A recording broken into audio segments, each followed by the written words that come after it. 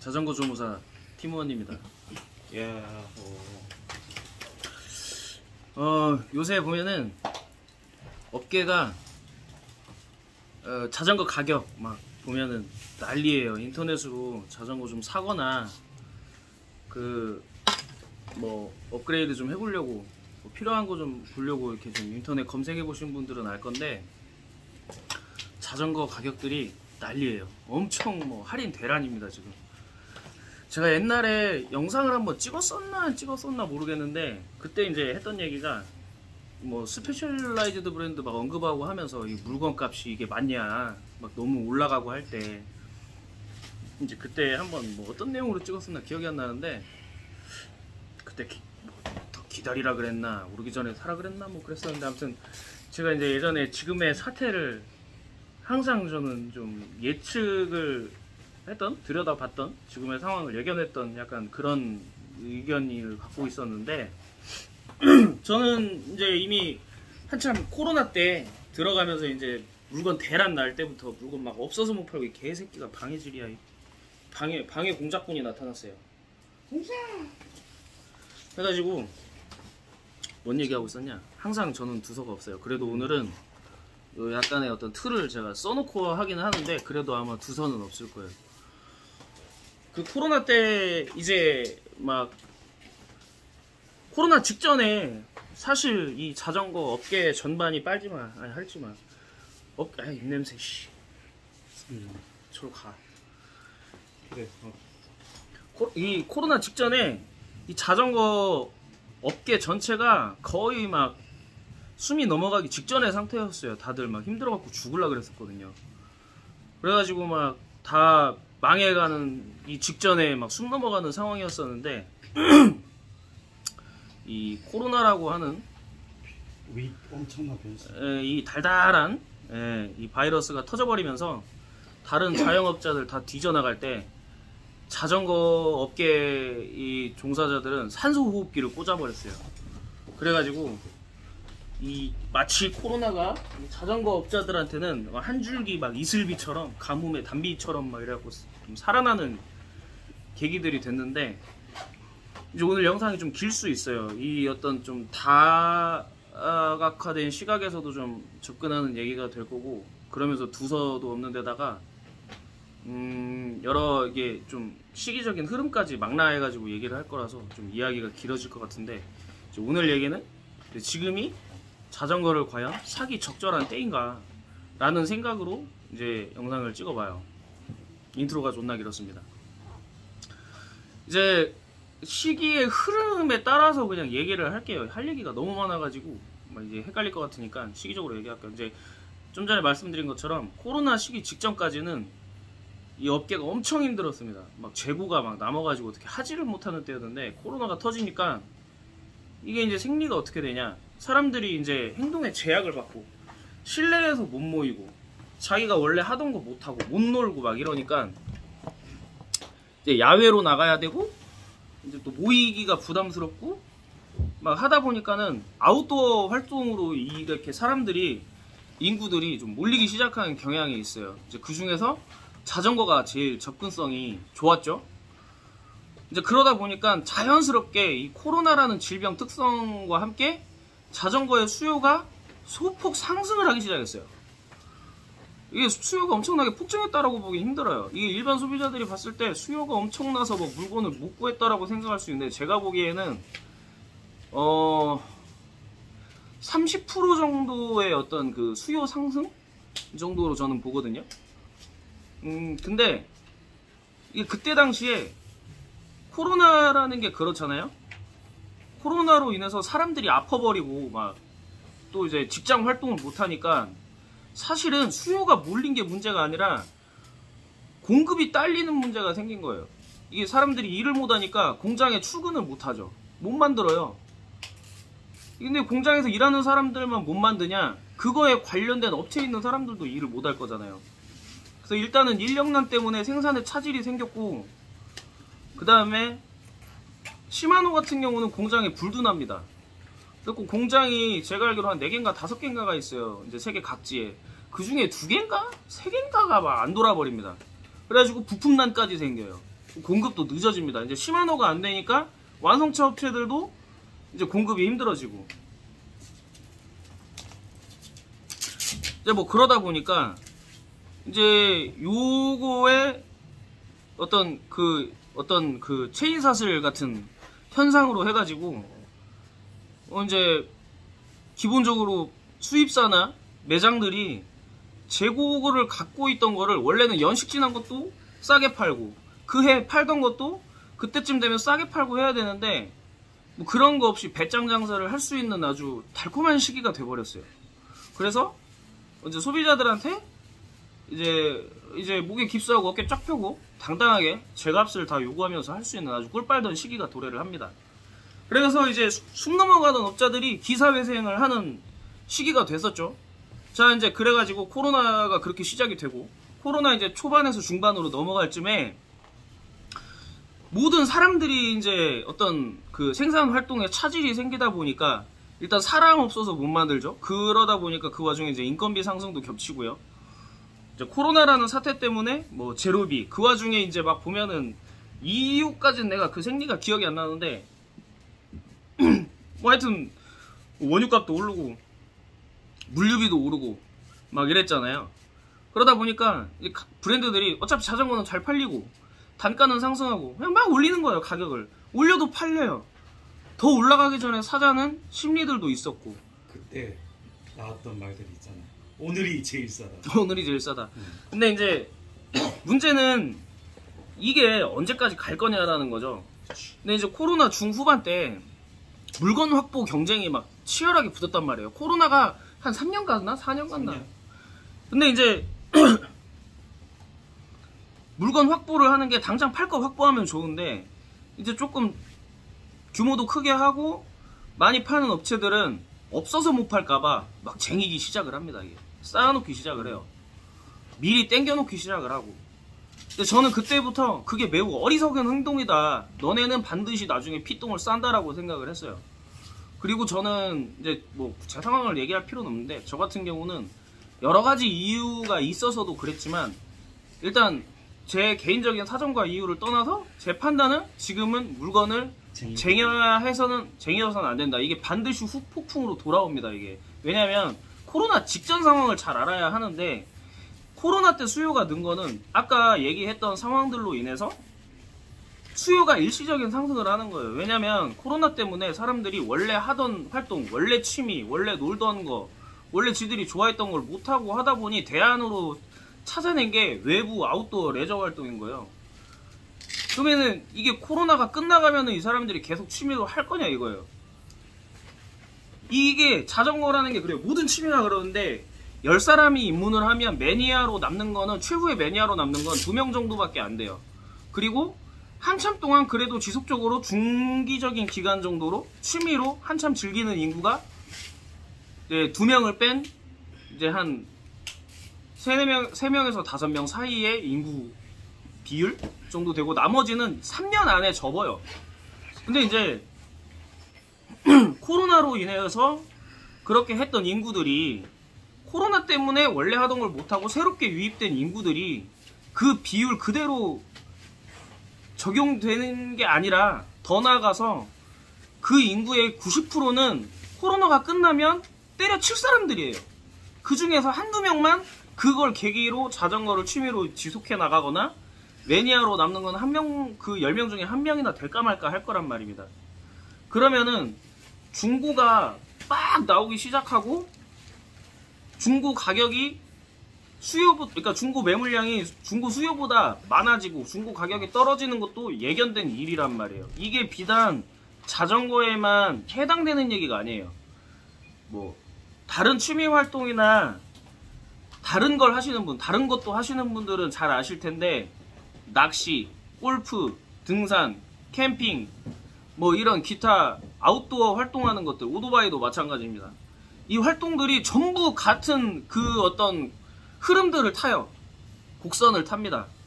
그래서 뭐 당근마켓 많이 보시는 분들은 아시겠지만 코로나가 한참이어갖고 묶여있을 때 얘네들이 항상 수요가 많고 공급이 딸렸었다가 코로나가 봉인 해제되기 시작하는 시점부터 중고 매물들이 나오기 시작을 해요. 근데 이미 자전거 가격은 오를 대로 올라있죠. 자, 이제 코로나 중후반부쯤 가서는 살 놈 다 삽니다. 다 샀어요. 봉인해제 되기 직전에 살 사람들은 다 샀습니다. 더 이상 살 사람들이 없어요. 코로나가 한참 묶여있을 때 살 사람들은 이미 다 샀고, 코로나 후반부쯤 갔을 때는 더 이상 살 사람이 없는 시기인데 계속 물건을 확보합니다. 이 시기가 계속 갈 줄 아는 거죠. 코로나랑 상관없이. 판매자들의 심리가 착각을 하는 거예요.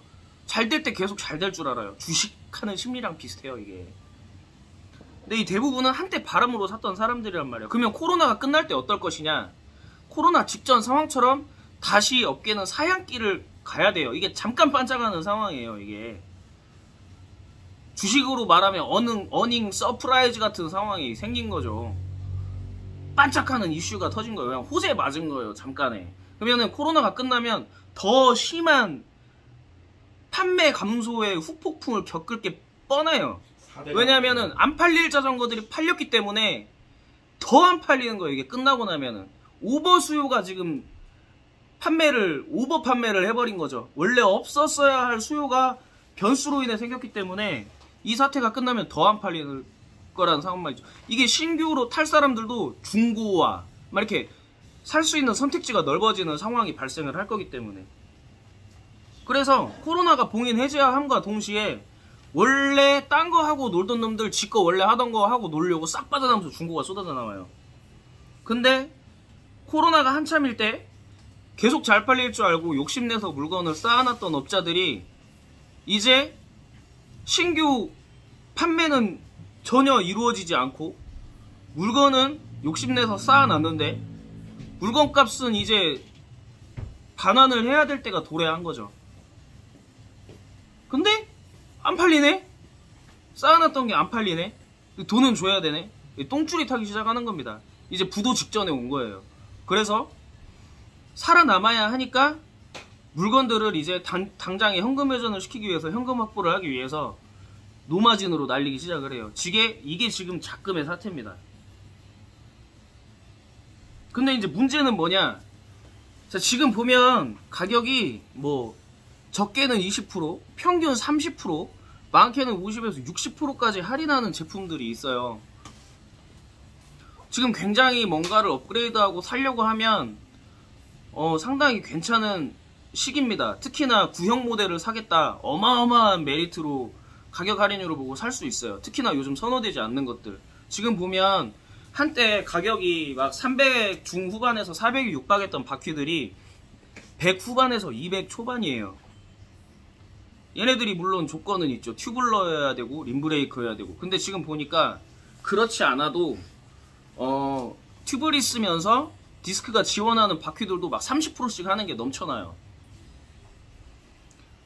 지금 이때 이제 요런 것들을 사면 되는데, 이게 이제 막 60%까지 돼버리면 사실 국내에 유통되는 물건을 들여오는 수입하는 수입 단가보다도 더 싼 가격이라고 이해하시면 됩니다. 더 내려갈 가격도 없어요. 이제 진짜 숨통 쪼이면 더 까겠죠. 안 팔리니까. 어떻게든 팔아야 하니까. 끌어안고 뒤질 순 없거든요. 얼마라도 갚아야 되니까. 이 자전거 업계는 특이한 게 있어요. 경기가 둔화되고 힘들잖아요. 장사가 안 되잖아요. 업계가 망조가 들면, 이 자전거 산업군 전체가 망조가 들면 다른 일반 어떤 이런 뭐 자영업이나 개인 사업자 분야에서는 작은 데가 먼저 휘청거리고 작은 데가 먼저 타격 보고 망하거든요. 근데 자전거 업계는 큰 집 먼저 망합니다. 큰 집 먼저 망하고 작은 데가 망해가는 거예요. 이게 소매업자가 힘들면 수입업자는 더 힘들어요. 그리고 규모가 큰 집부터 망하고 작은 집이 이제 타격을 보는 겁니다. 그리고 물건 위주로 파는 데가 수리 위주로 하는 데보다 타격이 더 심하게 돼 있고요. 자, 지금의 사태는 제가 봤을 때는 앞으로 더 심해집니다. 훨씬 더 심해져요. 수량이 얼마 남지 않은 물건들은, 그리고 할인율이 센 물건들은 지금 사시는 게 좋을 것 같은데,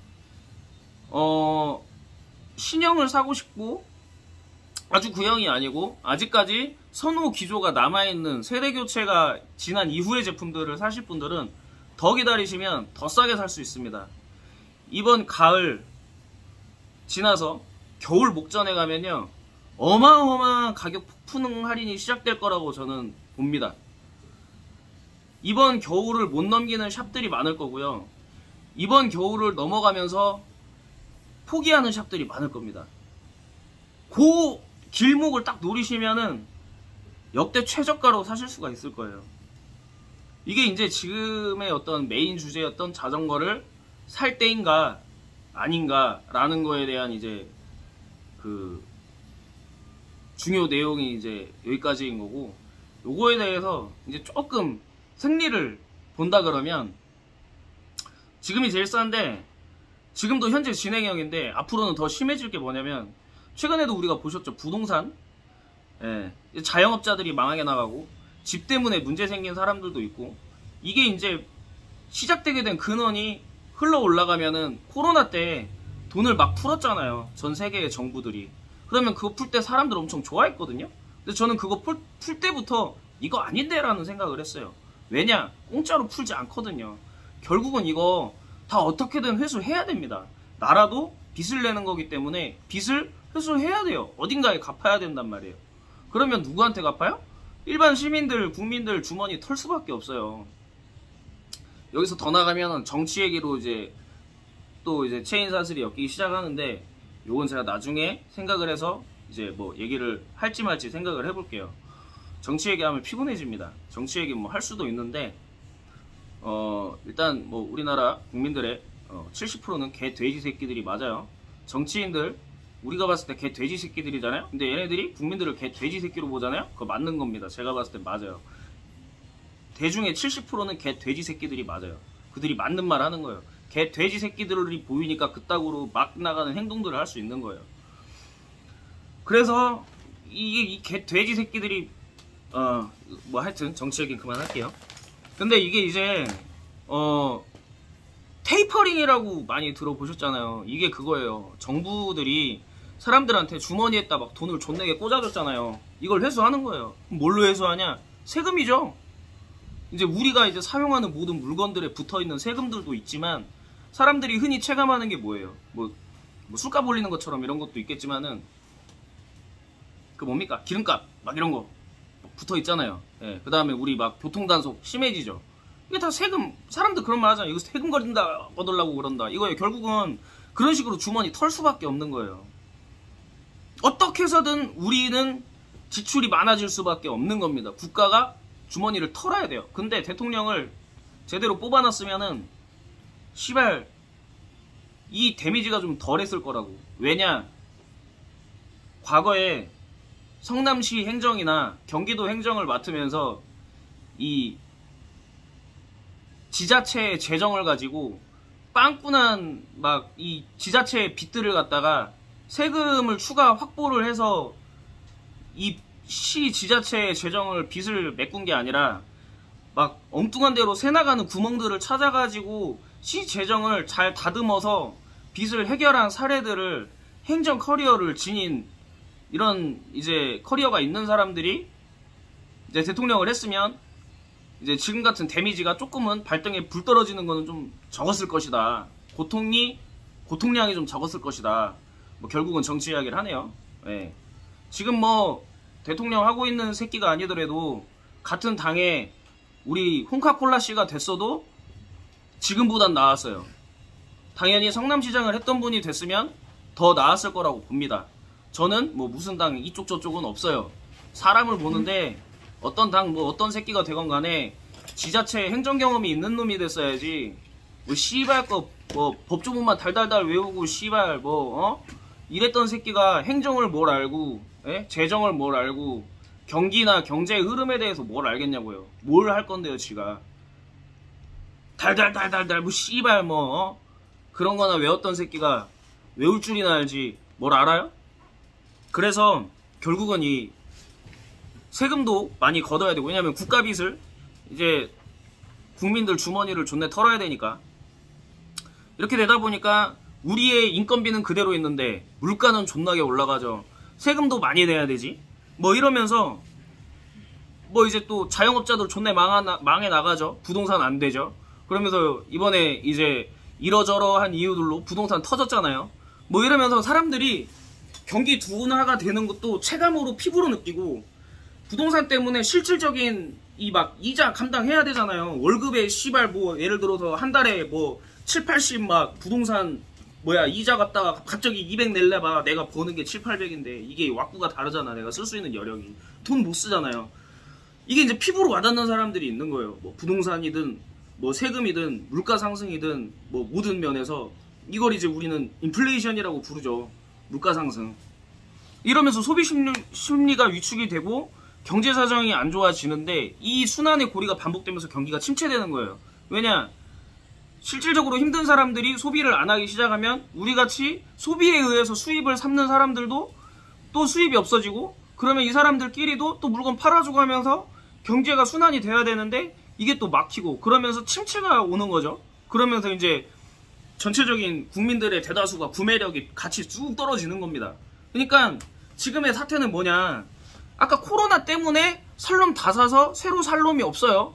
물건도 비싸지기도 했지만 근데 이 새끼들은 물건을 싸는데 판매처가 없네? 그러니까 안 팔려. 근데 씨발 이제 와서 외상값은 줘야 돼. 근데 물건이 안 팔리니까 줄 돈이 없어. 그러니까 싸게 팔아. 근데 싸게 팔아서 팔릴 것 같아요? 안 팔립니다. 여기서 더 싸게 팔아도 안 팔려요. 왜냐? 이제 진짜 쓸 돈이 없어. 나부터도 내 주변 사람들도 아 이건 사야 되는데 이 가격이면 지금 사야 되는데 지금 하는 사람은 언제 안 사지? 이게 이 가격인데 안 산다고? 이래요. 사야 돼요. 근데 없네 돈이. 없네. 이거 어떻게 팔 거야? 못 팔아요. 구매력이 없어졌어요. 이제 잠재 구매력을 가진 사람이 극히 드물어졌습니다. 그래서 말하는데 이거 보고 있는 우리 자전거 소매업자분들 있죠? 욕심 더 내려놓으세요. 저는 같은 동종업계 종사자로서 지금 사고 쳐놓은 님들이 있죠? 대형 소매업자들. 응? 님들이 지금 님들은 업계의 암덩어리들이야. 자전거 판매자 업계에서는 암덩어리들이야. 니네들이 욕심 때문에 존나 땡겼다가 업계 물 흐리는 게 니네들이야. 꼭 너네들 같은 새끼들이 존나게 욕심내다가 업계 물 다 흐려놓고 업계 상도 다 엎어놓고 그래놓고 같은 동종업계 종사자들한테 민폐지 존나게 하고 꼭 문 닫더라. 꼭 문을 닫아. 물만 존나게 흐려놓고. 이게 한두 번 있었던 일이 아니에요. 이게 지난 20년 이내에도 수없이 반복되어 왔던 일이에요. 다 망해 없어져 뒤져버리시길 바랍니다. 자, 그리고 이렇게 나가면 나도 손해예요. 사실 이런 얘기하면. 왜냐면 니네들이 가격 다 까발리고 니네가 이렇게 팔면 나도 못 팔아. 나도 제값 받고 못 팔거든. 나도 힘들어. 근데 니네들 살아남고 싶으면 조금이라도 돈을 회수하고 싶으면 지금 30% 할인? 뭐 20% 할인? 지랄하지마. 니네 60% 70% 때려도 팔릴까 말까야. 여러분들 지금 사지 말고 더 기다려보세요. 이미 세대 교체된 애들은 더 떨어질 데가 없을 수 있는데 지금 현재 2022년 제품, 2023년 제품 여러분 사지 마십시오. 좀 더 기다리세요. 겨울까지 기다리시고 내년 봄까지 기다리세요. 지금 수입사들 행사하는 거 보죠. 수입사들이 먼저 똥줄 탑니다. 말이 좋아서 무슨 보상 판매고 말이 좋아서 무슨 뭐 씨발 뭐 하지 요즘에? 뭐 쓰던 거 반납하면 뭐 하고 뭐 씨발 뭘 사면 뭘 더 주고 막 연병하잖아.